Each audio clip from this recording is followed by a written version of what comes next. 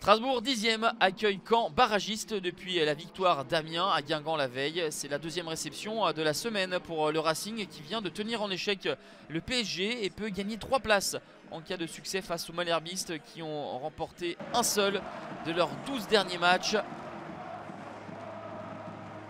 Les Strasbourgeois ont perdu un seul de leurs 9 derniers matchs. C'était à domicile face à Nîmes fin novembre. Thierry Loret enregistre le retour de Mitrovic qui était suspendu. En revanche, Lionel Carroll est blessé. Caen de son côté n'a remporté qu'un seul de ses 17 derniers matchs à l'extérieur et la tâche s'annonce donc ardue à la Méno où le public, les supporters sont toujours là pour soutenir leurs protégés et qui vont avoir un bon comportement. En début de rencontre, le superbe relais qui va être conclu par Pablo Martinez après 5 minutes de jeu simplement.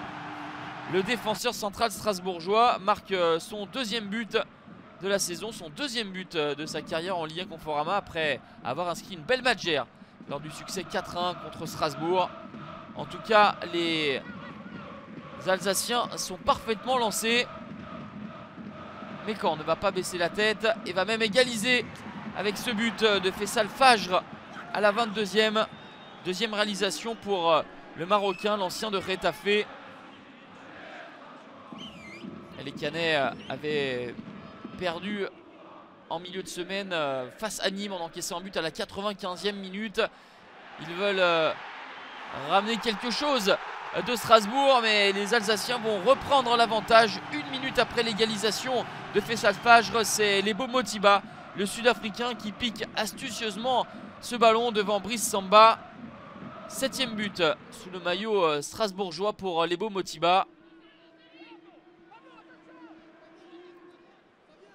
Les hommes de Mercadal vont repartir de l'avant avec ce centre et la tête de Claudio Beauvu. Vigilance de Matsels. 2-1 à la mi-temps, faveur du Racing. Une première période alerte et animée dans la lignée de leurs prestations à Rennes et face au PSG. Strasbourg légitime pleinement sa place en première moitié de tableau. Caen n'a pas été ridicule non plus. Il s'est procuré quelques belles opportunités.